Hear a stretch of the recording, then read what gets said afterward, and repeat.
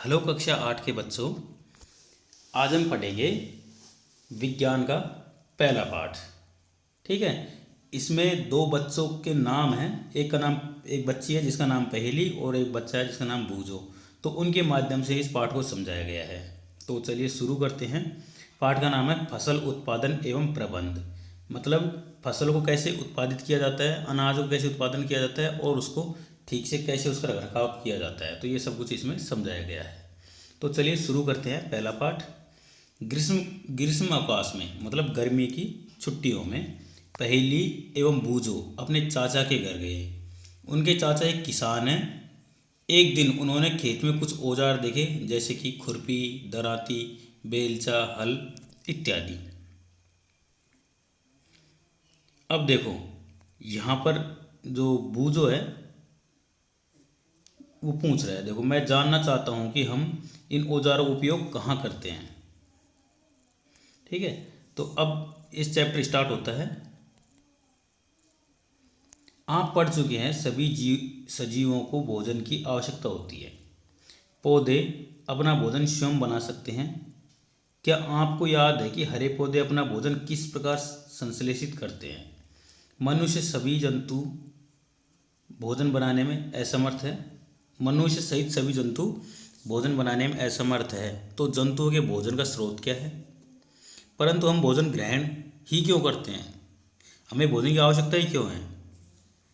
आप जानते हैं कि सजीव भोजन से प्राप्त ऊर्जा का उपयोग विभिन्न जैव प्रक्रमों जैसे पाचन, श्वसन एवं उत्सर्जन के संपादन में करते हैं। हम अपना भोजन पौधों एवं जंतुओं या दोनों से ही प्राप्त करते हैं। क्योंकि हम सभी को भोजन की आवश्यकता होती है, अतः हम अपने देश के इतने अधिक लोगों को भोजन किस प्रकार उपलब्ध करा सकते हैं। भोजन का बड़े स्तर पर उत्पादन करना आवश्यक है। एक विशाल जनसंख्या को भोजन प्रदान करने के लिए इसका नियमित उत्पादन, उचित प्रबंधन एवं वितरण आवश्यक है। अब हम पढ़ेंगे कृषि पद्धतियाँ। लगभग 10,000 ईसा पूर्व की बात है। लगभग आज से 2,500 साल पहले, 2,000 साल पहले मान लो, 2,000 साल पहले जो भगवान ईसा मसीह का जन्म हुआ था, तब से 10,000 साल पहले ही बात है। मतलब लगभग अब से देखा जाए तो 12,000 साल पहले तक मनुष्य घुमंतु थे। इसका मतलब मनुष्य जंगलों में घूमता रहता था, कहीं से पेड़ों से फल फ्रूट मिल जाते थे तो उनको तोड़कर खा लेता था। वे एक स्थान से दूसरे स्थान तक भोजन एवं आवास मतलब घर की खोज में समूह में विचरण करते रहते थे। वे कच्चे फल और सब्जियां खाते थे और उन्होंने भोजन के लिए जंतुओं का शिकार करना प्रारंभ किया। कालांतर में खेती कर चावल, गेहूं एवं अन्य खाद्य फसलों को उत्पादित कर सके। इस प्रकार कृषि का प्रारंभ हुआ। जब एक ही किस्म के पौधे, ध्यान रखें इस लाइन को, ये प्रश्न बनेगा तुम्हारे यहाँ से।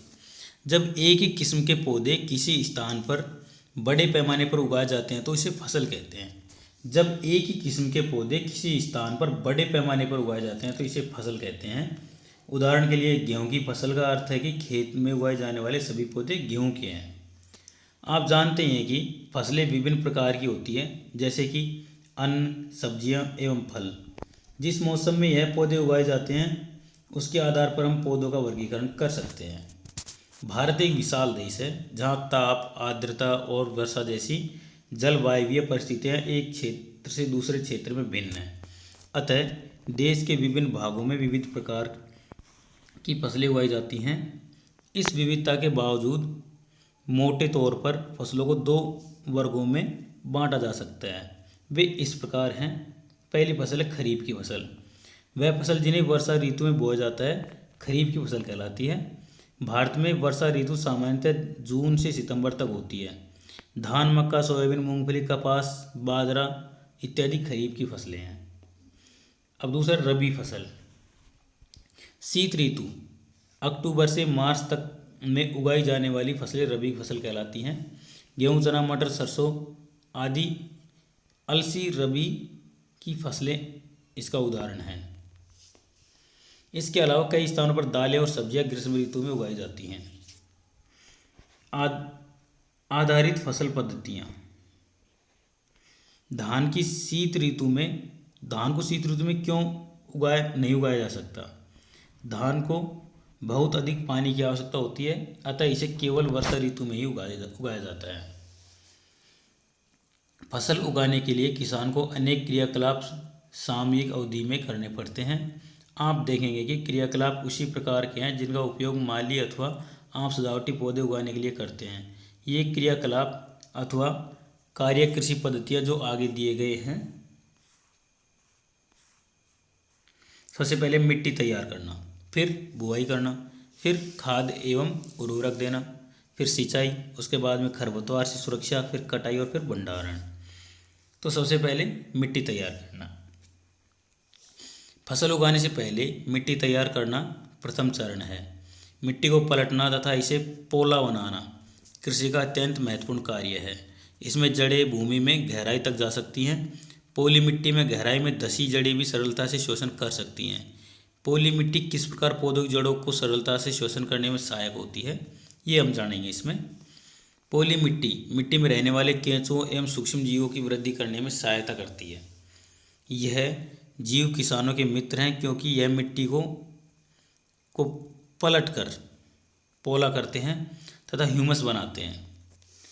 परंतु मिट्टी को पलटना और पोला करना क्यों आवश्यक है? देखो, ह्यूमस क्या होता है, जो पेड़ पौधे जीव जंतुओं के जो सड़े गले भाग होते हैं उनको ह्यूमस बोलते हैं, जिससे खाद बनता है। आप पिछली कक्षा में पढ़ चुके हैं कि मिट्टी में खनिज, जल, वायु तथा कुछ सजीव होते हैं। इसके अतिरिक्त मृत पौधे एवं जंतु भी मिट्टी में पाए जाने वाले जीवों द्वारा गठित होते हैं। इस प्रक्रम में मृत जीवों में पाए जाने वाले पोषक मिट्टी में नियुक्त होते हैं। यह पोषक पौधों द्वारा अवशोषित किए जाते हैं क्योंकि ऊपरी परत के कुछ सेंटीमीटर की मिट्टी ही पौधों की वृद्धि में सहायक है। इसे उल्टने पलटने और पोला करने में से पोषक पदार्थ ऊपर आ जाते हैं और पौधे इन पोषक पदार्थों का उपयोग कर सकते हैं। अतः मिट्टी को उल्टना पलटना एवं पोला करना फसल उत्पादन के लिए अत्यंत महत्वपूर्ण है। मिट्टी को उल्टने पलटने एवं पोला करने की प्रक्रिया जुताई कहलाती है।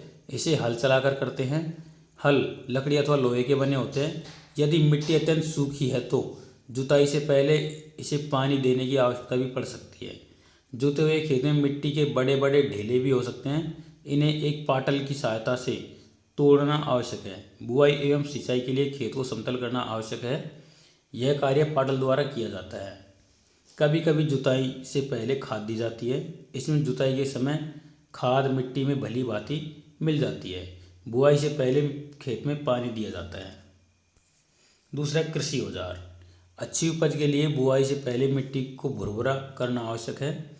यह कार्य अनेक औजारों से किया जाता है। हल, कुदाली एवं कल्टीवेटर इस कार्य में उपयोग किए जाने वाले प्रमुख औजार हैं। हल। प्राचीन काल से ही हल का उपयोग जुताई, खाद उर्वरक मिलाने, खरपतवार निकालने एवं मिट्टी खुरचने के लिए किया जाता है। यह औजार लकड़ी का बना होता है जिसे बैलों की जोड़ी अथवा अन्य पशुओं, घोड़े, ऊंट की सहायता से खींचा जाता है। इसमें लोहे की मजबूत तिकोनी पत्ती होती है जिसे फाल कहते हैं।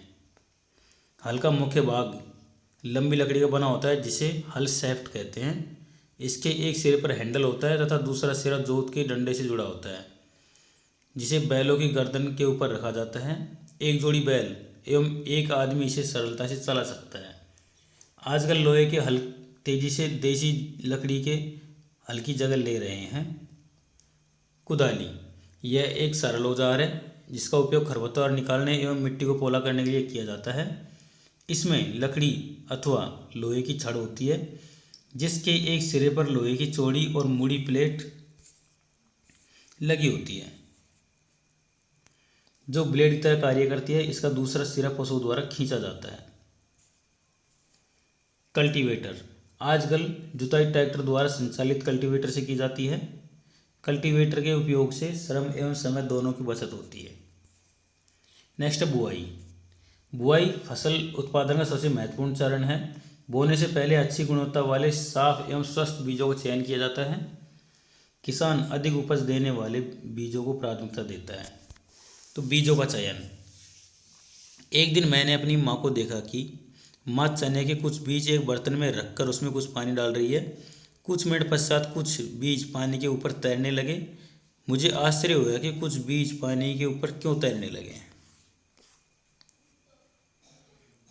एक बीकर लेकर इसमें पानी से आधा भरिए। इसमें एक मुट्ठी गेहूं के दाने डालकर भली भांति हिलाइए। कुछ समय प्रतीक्षा कीजिए। क्या कुछ बीज जल के ऊपर तैरने लगे हैं?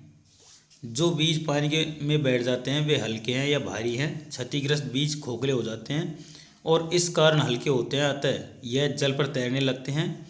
अच्छे और स्वस्थ बीजों को क्षतिग्रस्त बीजों से अलग करने की यह एक अच्छी विधि है। बुआई से पहले बीज बोने के औजारों के बारे में जानना आवश्यक है। परंपरागत औजार। परंपरागत रूप से बीजों की बुआई में इस्तेमाल किए जाने वाला औजार कीप के आकार का होता है। बीजों को कीप के अंदर डालने पर यह एक 2 या 3 नुकीले सिरे वाले पाइपों से गुजरते हैं। ये सिरे मिट्टी को भेदकर बीज को स्थापित कर देते हैं।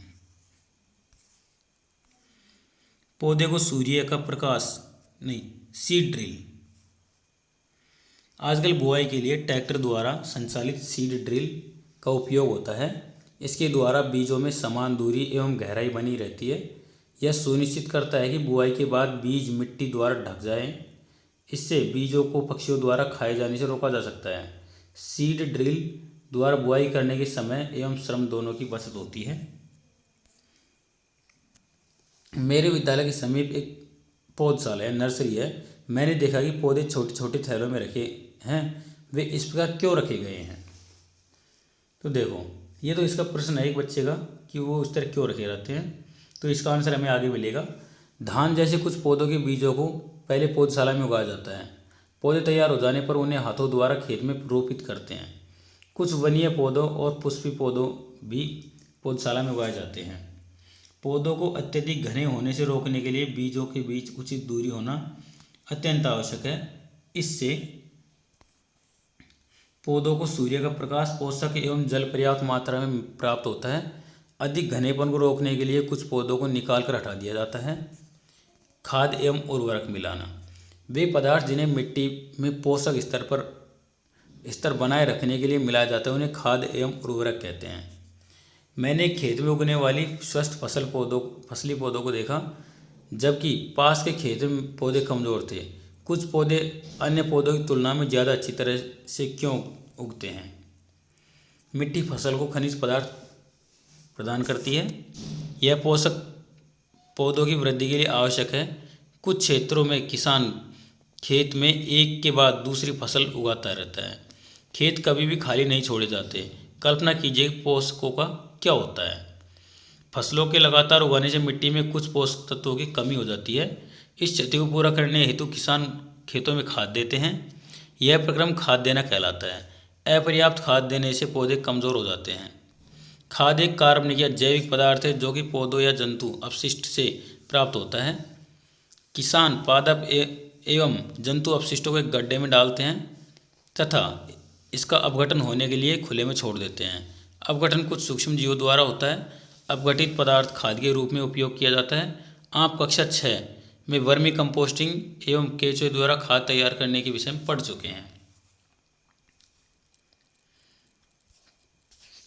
मूंग अथवा चने के बीज लेकर उन्हें अंकुरित कीजिए। इसमें एक ही आकार वाले 3 नवोद्भिद छांट लीजिए। अब 3 गिलास अथवा एक ही ऐसे ही पात्र लीजिए। इन पर A, B और C निशान लगाइए।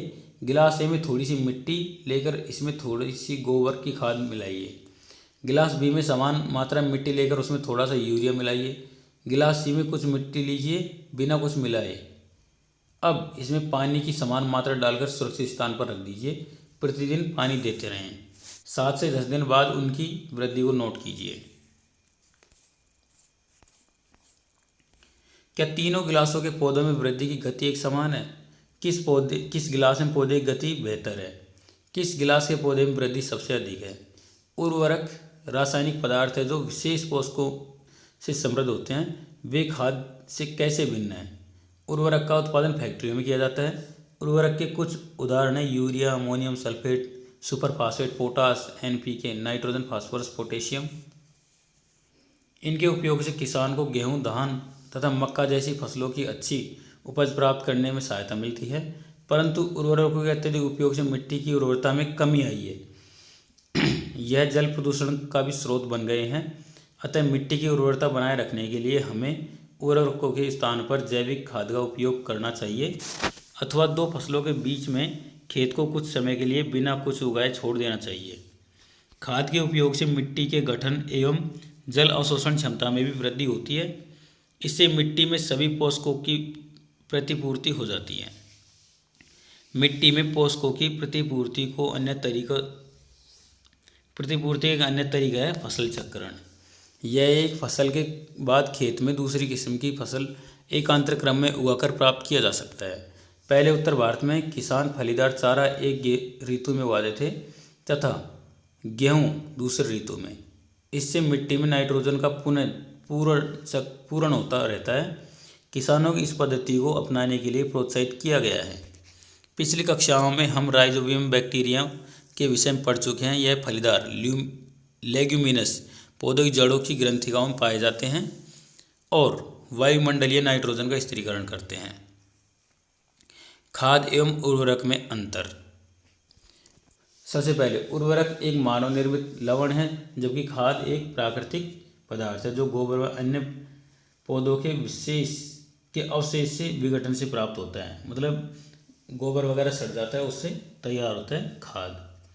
उर्वरक का उत्पादन फैक्ट्रियों में होता है और खाद खेतों में बनाई जाती है। उर्वरक से मिट्टी को ह्यूमस प्राप्त नहीं होती है और खाद से प्रचुर मात्रा में ह्यूमस प्राप्त होती है। उर्वरक में पादप पोषक जैसे कि नाइट्रोजन, फास्फोरस एवं पोटेशियम प्रचुर मात्रा में होते हैं, जबकि खाद में पादप पोषक तुलनात्मक रूप से कम होते हैं। सारणी 1.1 में उर्वरक एवं खाद के बीच अंतर बताए गए हैं। तो खाद के लाभ। जैविक खाद उर्वरक की अपेक्षा अधिक अच्छी मानी जाती है। इसका मुख्य कारण है इससे मिट्टी की जल धारण क्षमता में वृद्धि होती है। दूसरा, इससे मिट्टी भुरभुरी एवं सैरंध्र हो जाती है, जिसके कारण गैस विनिमय सरलता से होता है। तीसरा, इससे मित्र जीवाणुओं की संख्या में वृद्धि हो जाती है। और चौथा, इस जैविक खाद से मिट्टी का गठन सुधर जाता है। अब हम पढ़ेंगे सिंचाई। जीवित रहने के लिए प्रत्येक जीव को जल की आवश्यकता होती है। पौधे की वृद्धि एवं परिवर्धन के लिए भी जल का विशेष महत्व है। पौधे की जड़ों द्वारा जल का अवशोषण होता है। इसके साथ खनिज और उर्वरकों का अवशोषण भी होता है। पौधे में लगभग 90% जल होता है। जल आवश्यक है क्योंकि बीजों का अंकुरण शुष्क स्थिति में नहीं हो सकता। जल में घुले हुए पोषक का स्थानांतरण पौधे के प्रत्येक भाग में होता है। यह फसल की पाले एवं गर्म हवा से रक्षा करता है। स्वस्थ फसल वृद्धि के लिए मिट्टी की नमी को बनाए रखने के लिए खेत में नियमित रूप से जल देना आवश्यक है। निश्चित अंतराल पर खेत में जल देना सिंचाई कहलाता है। सिंचाई का समय एवं बारंबारता फसलों, मिट्टी एवं ऋतु से भिन्न होता है। अलग अलग ऋतुओं में अलग अलग होता है। गर्मी में पानी देने की बारंबारता अपेक्षाकृत अधिक होती है। ऐसा क्यों है? क्या यह मिट्टी एवं पत्तियों से जल वाष्पन की दर अधिक होने से हो सकता है? इस वर्ष पानी देते समय मैं अधिक सतर्क हूँ। पिछली गर्मियों में मेरे पौधे सूख गए और मर गए थे। सिंचाई के स्रोत। कुएं, जलकूप, तालाब, झील, नदियाँ, बांध एवं नहर इत्यादि जल के स्रोत हैं। सिंचाई के पारंपरिक तरीके। कुओं, झीलों एवं नहरों में उपलब्ध जल को निकालकर खेतों तक पहुंचाने के तरीके विभिन्न क्षेत्रों में भिन्न भिन्न हैं। मवेशी अथवा मजदूर इन विधियों में इस्तेमाल किए जाते हैं, अतः यह सस्ते हैं, परंतु यह कम दक्ष हैं। विभिन्न पारंपरिक तरीके निम्न हैं। मोट, जिसको घरनी बोलते हैं, चैन, पंप, ढेगली, रैंट, उत्तोलक तंत्र इत्यादि। जल को ऊपर खींचने के लिए सामान्यतः पंप का उपयोग किया जाता है। पंप चलाने के लिए डीजल, बायोगैस, विद्युत और सौर ऊर्जा का उपयोग किया जाता है। सिंचाई की आधुनिक विधियाँ। सिंचाई की आधुनिक विधियों द्वारा हम जल का उपयोग मितव्ययता से कर सकते हैं। मुख्य विधियाँ निम्न हैं। छिड़काव तंत्र, स्प्रिंकलर सिस्टम, फव्वारा विधि। इस विधि का उपयोग असमतल भूमि के लिए किया जाता है, जहाँ पर जल कम मात्रा में उपलब्ध है। ऊर्ध्व पाइपों नलों के ऊपरी सिरों पर घूमने वाले नोजल लगे होते हैं। यह पाइप निश्चित दूरी पर मुख्य पाइप से जुड़े होते हैं। जब पाइप पंप की सहायता से जल मुख्य पाइप से भेजा जाता है तो वह घूमते हुए नोजल से बाहर निकलता है। इसका छिड़काव पौधों पर इस प्रकार होता है कि जैसे वर्षा हो रही है। छिड़काव लॉन, कॉफ़ी खेती एवं अन्य कई फसलों के लिए अत्यंत उपयोगी है। ड्रिप तंत्र, ड्रिप सिस्टम, इस विधि में जल बूंद बूंद करके सीधे पौधे की जड़ों में गिरता रहता है, अतः इसे ड्रिप तंत्र कहते हैं। फलदार पौधों, बगीचों एवं वृक्षों को पानी देने का यह सर्वोत्तम तरीका है। इससे पौधों को बूंद बूंद करके जल प्राप्त होता है। इस विधि में जल बिल्कुल व्यर्थ नहीं होता, अतः यह जल की कमी वाले क्षेत्रों के लिए एक वरदान है। खरपतवार से सुरक्षा। बूझो और पहेली निकट के गेहूं के खेत में गए और उन्होंने देखा कि खेत में फसल के साथ कुछ अन्य पौधे भी उग रहे हैं। क्या ये अन्य पौधे विशेष उद्देश्य के लिए उगाए गए हैं? खेत में कई अन्य अवांछित पौधे प्राकृतिक रूप से फसल के साथ उग जाते हैं। इन अवांछित पौधों को खरपतवार कहते हैं। खरपतवार हटाने को निराई कहते हैं। निराई आवश्यक है क्योंकि खरपतवार जल, पोषक जगह और प्रकाश की स्पर्धा कर फसल की वृद्धि पर प्रभाव डालते हैं। कुछ खरपतवार कटाई में भी बाधा डालते हैं तथा मनुष्य एवं पशुओं के लिए विषैले हो सकते हैं। खरपतवार को हटाने एवं उनकी वृद्धि को नियंत्रित करने के लिए किसान विभिन्न तरीके अपनाता है। फसल उगाने के लिए पहले खेत जोतने से खरपतवार उखाड़ने एवं हटाने में सहायता मिलती है। इससे खरपतवार पौधे सूखकर मर जाते हैं और मिट्टी में मिल जाते हैं। खरपतवार हटाने का सर्वोत्तम तरीका उसमें पुष्पण एवं बीज बनने से पहले का होता है। खरपतवार पौधे को हाथ से जड़ सहित उखाड़कर अथवा भूमि के निकट से काटकर समय समय पर हटा दिया जाता है। यह कार्य खुरपी या हैरो की सहायता से किया जाता है। रसायनों के उपयोग से भी खरपतवार नियंत्रण किया जाता है, जिसे खरपतवार नाशी कहते हैं। जैसे 2,4-D खेतों में इनका छिड़काव किया जाता है, जिससे खरपतवार के पौधे मर जाते हैं परंतु फसल को कोई हानि नहीं होती। खरपतवार नाशी को जल में आवश्यकतानुसार मिलाकर स्प्रे या फुहारा की सहायता से खेत में छिड़काव करते हैं। क्या खरपतवार नाशी का प्रभाव इसको छिड़कने वाले व्यक्ति पर भी पड़ता है? जैसा पहले बताया गया है, खरपतवार की वृद्धि के लिए समय और पुष्पण एवं बीज बनने के पहले ही खरपतवार नाशी का छिड़काव करते हैं। खरपतवार नाशी के छिड़काव से किसान के स्वास्थ्य पर भी प्रभाव पड़ सकता है, अतः इन रसायनों का प्रयोग सावधानीपूर्वक करना चाहिए। छिड़काव करते समय उन्हें अपना मुंह एवं नाक कपड़े से ढक लेनी चाहिए। नेक्स्ट है कटाई। फसल की कटाई एक महत्वपूर्ण कार्य है। फसल पक जाने के बाद उसे काटना कटाई कहलाता है। कटाई के दौरान या तो पौधे को खींचकर उखाड़ लेते हैं अथवा उसे धरातल के पास से काट लेते हैं। एक अनाज फसल को पकने में लगभग 3 से 4 महीने का समय लगता है।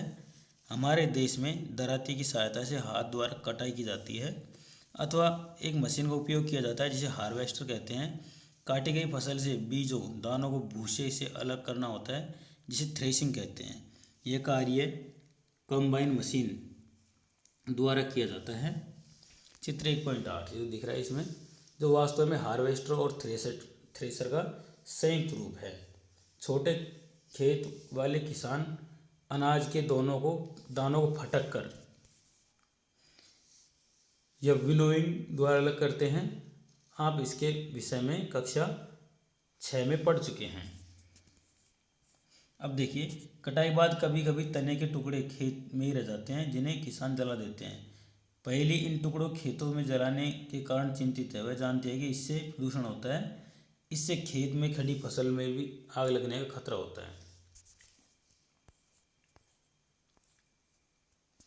कटाई प्रारूप। 3-4 महीनों के कठोर परिश्रम के बाद कटाई का समय आता है। स्वर्णिम दानों से भरी खड़ी फसल किसानों के हृदय में उल्लास एवं अच्छे समय का भाव संचारित करती है। यह समय थोड़ा आराम करने एवं खुशी मनाने का है, क्योंकि पिछली ऋतु के प्रयत्न का फल मिलता है। इसलिए भारत के सभी भागों में कटाई का समय हर्षोल्लास एवं खुशी का होता है। पुरुष एवं महिलाएं सभी मिलकर इस पर्व को मनाते हैं। कटाई ऋतु के साथ कुछ विशेष पर्व जैसे पोंगल, बैसाखी, होली, दिवाली, नवान्या एवं बिहू जैसे जुड़े हुए हैं।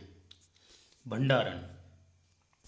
फसल का भंडारण एक महत्वपूर्ण कार्य है। यदि फसल के दानों को अधिक समय तक रखना हो तो इन्हें नमी, कीट, चूहों एवं सूक्ष्म जीवों से सुरक्षित रखना होगा। ताज़ा फसल में नमी की मात्रा अधिक होती है। यदि फसल के दानों, बीजों को सुखाए बिना भंडारित किया गया तो इसके खराब होने का अथवा जीवों द्वारा आक्रमण से वे अंकुरण के लिए अनुपयोगी हो जाते हैं। अतः भंडारण से पहले दानों या बीजों को धूप में सुखाना आवश्यक है, जिससे उनकी नमी में कमी आ जाए। इससे उनकी कीट, पीड़कों, जीवाणु एवं कवक से सुरक्षा हो जाती है। किसान अपनी फसल उत्पाद का भंडारण जूट के बोरों, धातु के बड़े पात्र, बिन्स में करते हैं, परंतु बीजों को बड़े पैमाने पर भंडारण साइलों और भंडार गृहों में किया जाता है, जिससे उनको पीड़कों जैसे चूहे एवं कीटों से सुरक्षित रखा जा सकता है। नीम की सूखी पत्तियां घरों में अनाज के भंडारण में उपयोग ली जाती है। बड़े भंडार गृहों में अनाज को पीड़कों एवं सूक्ष्मजीवों से सुरक्षित रखने के लिए रासायनिक उपचार किया जाता है।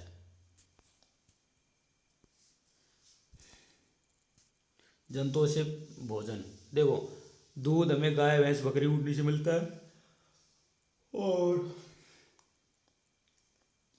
इसके अलावा मांस सभी जीवों से मिलता है। घी भी हमें जिन पशुओं से हमें दूध मिलता है उनसे घी भी मिलता है। इस सारणी की पूर्ति करने के पश्चात आपने देखा होगा कि पौधे की तरह ही जंतु भी हमें विभिन्न प्रकार के खाद्य पदार्थ प्रदान करते हैं। समुद्र के तटीय क्षेत्रों में रहने वाले लोग मछली का मुख्य आहार के रूप में उपयोग करते हैं। पिछली कक्षाओं में पौधों से प्राप्त होने वाले खाद्य पदार्थों के विषय में आप पढ़ चुके हैं। हमने अभी सीखा है कि फसल उत्पादन के विभिन्न चरण हैं, बीजों का चयन, बुआई इत्यादि। इस प्रकार घरों में अथवा फार्म पर पालने वाले पालतू पशुओं को उचित भोजन, आवास एवं देखभाल की आवश्यकता होती है। जब यह बड़े पैमाने पर किया जाता है तो इसे पशुपालन कहते हैं। मछली स्वास्थ्य के लिए अच्छा आहार है।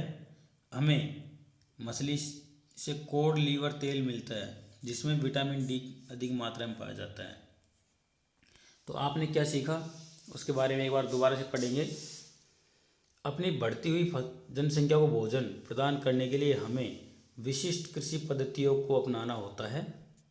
दूसरा, किसी स्थान पर उगाए जाने वाले एक ही प्रकार के पौधों को फसल कहते हैं। तीसरा, भारत में फसलों को ऋतु के आधार पर हम 2 भागों में बांट सकते हैं, रबी और खरीफ की फसल। जुताई करके मिट्टी तैयार करना और उसे समतल करना आवश्यक है। इस कार्य के लिए हमें हल अथवा पाटल का उपयोग किया जाता है। बीजों को उचित गहराई पर बोना तथा उनके बीच उचित दूरी रखना अच्छी उपज के लिए आवश्यक है। बीजों की अच्छी किस्म का चयन करके स्वस्थ बीजों को बोया जाता है। सीड ड्रिल की सहायता से बुआई की जाती है। मिट्टी में पोषकों की समृद्धि एवं पुनः पूर्ति की आवश्यकता होती है, जिससे कार्बनिक खाद्य तथा उर्वरक के उपयोग से किया जाता है। फसलों की नई किस्मों के आने से रासायनिक उर्वरकों के उपयोग में बहुत वृद्धि हुई है। उचित समय अंतराल पर फसल को जल देना सिंचाई कहलाता है। निराई में अवांछित एवं बिना उगाए पौधों को हटाया जाता है, जिन्हें खरपतवार कहते हैं। कटाई का अर्थ है पकी हुई फसल को हाथों या मशीन से काटना। दानों को भूसे से अलग करना थ्रेसिंग कहलाता है। बीजों को पीड़कों अथवा सूक्ष्म जीवों से संरक्षित करने के लिए उचित भंडारण आवश्यक है। पशुओं को पालकर भी खाद्य पदार्थ प्राप्त किया जाता है, इसे पशुपालन कहते हैं। देख, कुछ खाली स्थान जिन्हें आप भर सकते हैं। एक स्थान पर एक ही प्रकार के बड़ी मात्रा में उगाए जाने वाले पौधों को फसल कहते हैं। फसल उगाने से पहले प्रथम चरण मिट्टी की तैयारी करनी होती है। ठीक है। नेक्स्ट है क्षतिग्रस्त बीज जल की सतह पर तैरने लगते हैं। और घ, फसल उगाने के लिए पर्याप्त सूर्य का प्रकाश एवं मिट्टी से जल एवं खनिज लवण आवश्यक है। कॉलम ए में दिए गए शब्दों का मिलान कॉलम बी में कीजिए। तो खरीफ की फसल कब बोई जाती है? खरीफ फसल होती है मक्का, धान और मक्का। रबी फसल गेहूँ, चना, मटर। रासायनिक उर्वरक यूरिया और सुपरफास्फेट, और रासायनिक और कार्बनिक खाद मवेशियों का चारा और गोबर। ठीक है। अगला तीसरा प्रश्न, निम्न के दो उदाहरण दीजिए। खरीफ की फसल बाजरा, मक्का, ज्वार, ठीक, और मूंगफली। और रबी फसल जैसे गेहूँ और जौ, सरसों, ये सब क्या हैं, रबी की फसलें हैं। चौथा, निम्न पर अपने शब्दों में से एक एक पैराग्राफ लिखिए। तो ये प्रश्न आपको करने हैं। ठीक है। आगे प्रश्न बहुत छोटे छोटे हैं, आप स्वयं कर सकते हैं। ठीक है। ये अपना चैप्टर पहला ख़त्म होता है। मिलते हैं दूसरे चैप्टर के साथ में।